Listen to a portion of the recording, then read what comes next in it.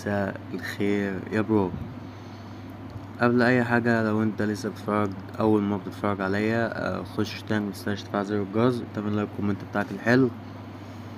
واخر مرة كنت نزلت في المنتدى انزل ايه، وكلكم قلتوا الكيبورد اعلى حاجة، الكيبورد البرنامج. فانا عملت البرنامج والكيبورد هينزل بعده باذن الله.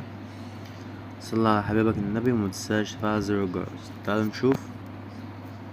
الكيبورد هيبقى بالشكل ده. حلو الكلام.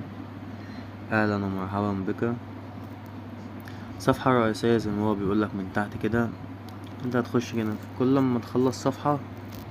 حلو الكلام. رواية في كذا، في عندك 20 او 21 رواية. حلو الكلام.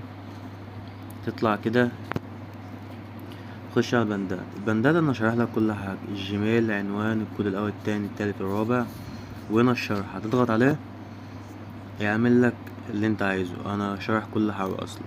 حلو الكلام.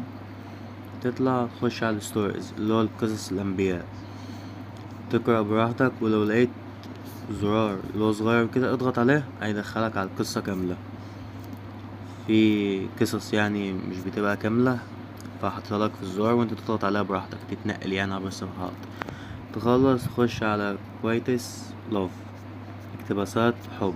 حلو الكلام اهو. طب احنا نقرأها بس؟ لا يا عم، انت تاخد كوبي اهو. خلص الكلام. كل زرار اللي انت عايزه تاخده كوبي وتنزله على الستور بتاعك. هنا نفس الكلام اهو.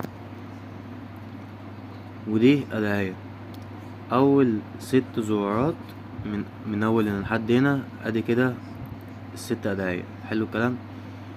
بعد ال6 اللي بعدهم اهو دعاء تاني. ال6 اللي بعدهم دعاء تالت. حلو الكلام. انا حاطط لك في كل ازرار اللي هو دعاء وكده يعني. فاضل اهو اذكار الصباح، هديتهم لك برضك نفس الكلام. هتضغط اللي انت عايزه وتجيب كوبي. اذكار المساء برضك نفس الكلام اللي انت عايزه. انا ضفت لك صفحة جانبية في كل الصفحات اللي قدامك دي. يعني لو انت مثلا دخلت على معلومات المطور اهو هتلاقيه. ده المحتوى التطبيق المطور اللي هو انا. الواتس بتاعي شغال، انا لسه فاتحه اللي عايز يسأل اي سؤال انا معاه، والانستجرام بتاعي والتليجرام. تضغط على الزرار ده هتلاقي اسمي بالكامل، ولو انت عايز تسأل اي حاجة انا معاك وكده يعني. بس كده. ده برنامج ديني شامل روايات، اقتباسات حزينة وحب، اذكار صباح مساء.